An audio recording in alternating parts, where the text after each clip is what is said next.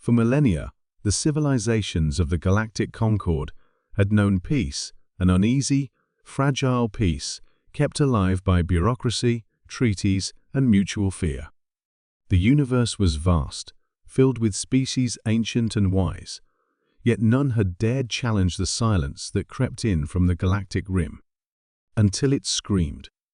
They came without warning, entities, not born of matter, not of flesh or machine, but of pure consumption. The archivists called them the Unravelers, not because they destroyed, but because they undid time, thought, even the laws of physics bent and broke under their touch. Planets dissolved. Stars dimmed. Civilizations vanished, not conquered, but erased as if they had never existed. The Concord, paralyzed by debate, turned to its oldest and most obscure members, buried deep in the registries under probationary species. A name most had forgotten, but a voice remained. Humanity. They had entered the galactic stage, barely a few centuries ago, loud, reckless, and unrefined. Their arrival was not greeted with celebration, but caution. They were considered unstable, their emotional spectrum too volatile, their potential for violence disturbing. But now, the universe didn't need diplomats or philosophers. It needed something else. It needed someone who would roar back. Admiral Rain Carter stood aboard the UNS Vindicator, a Terran dreadnought forged in Saturn's shipyards, staring into the void beyond the holographic bridge. She was a woman shaped by war, her face a roadmap of battles both lost and won. The message was clear. She asked. "Yes, ma'am," replied her XO Lieutenant Vargas. The Concorde sent a multi-spectrum distress call. 8 core systems gone. Dozens more collapsing. They've officially declared existential failure. Rain's jaw tightened. Then it's time. Time to answer the call the universe had made. They arrived not with embassies, but with fleets. Not with pleas, but with resolve. The humans did not ask for permission, nor offer explanation. They understood something the others had long forgotten. When something threatens your home, you fight back. At first, the Concorde watched in disbelief. Human ships engaged the Unravelers directly, no psychic shielding, no time dilation matrices, just raw force, particle cannons, fusion torpedoes, and AI-piloted interceptors. It was madness. But it worked. Where the Unravelers devoured logic, humanity answered with chaos. Their unpredictability, once a liability, became their greatest weapon. On the burning world of Seralis, IV, where the oceans had turned to glass and cities, floated in broken time loops, a single human infantry division deployed. The 82 and orbital rangers, led by Captain Darius Monroe, made landfall with nothing but kinetic rifles and a hatred for silence.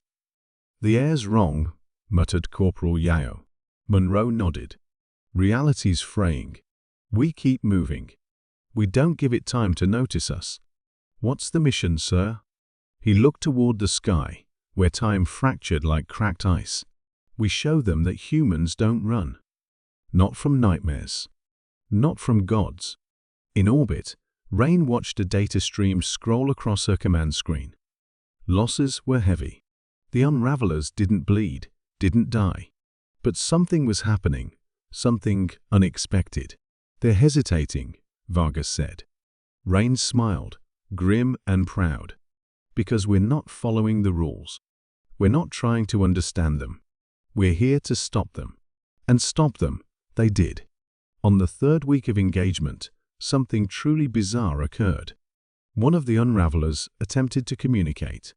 It fractured half a moon to make the attempt, weaving gravitational echoes into a message. The Concorde's best interpreters failed to understand it. A human linguist, Dr. Eva Morgan, cracked it in 12 hours. "They weren't expecting resistance," she explained to the Concorde Council. "They've never encountered species that fight the end. They thought the universe had accepted its fate." "Have we?" asked a Thalkesh elder. Eva leaned forward. "No. Humanity never accepts fate. We punch it in the face. The tide turned. Galactic engineers rebuilt reality stabilizers using human chaotic logic systems. Soldiers across thousands of worlds adopted Terran close-quarter combat tactics. Human AI interfaced directly with Concord databases, rewriting centuries of pacifist code with new directives: survive, adapt, fight, win. And slowly, the Unravelers retreated not in defeat, but confusion. What they had once undone with ease, now resisted, screamed, bit back. Humanity didn't win the war in the traditional sense. There was no grand victory, no surrender. But they did something no other species had managed. They made the enemy leave. Months later, as the stars began to shine a little brighter and broken worlds began to rebuild, the Concord convened for an emergency session. The chamber was tense. Species of every shape and form gathered, some out of gratitude, others out of fear. Admiral Rain stood before them, battle-worn, eyes unblinking. "You asked for help," she said, voice low and steady.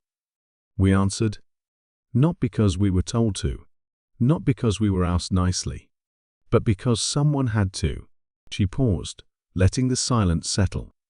We're not perfect. We fight too hard, love too fiercely, and yes, we break things. But we don't give up. Not on ourselves, not on others, and definitely not on the universe. For a moment, the chamber was still. Then the oldest Concord delegate, a crystalline being from the Alaris Nebula, rose. In our darkest moment, it said, we called for help. And the youngest among us answered not with caution, but with fire.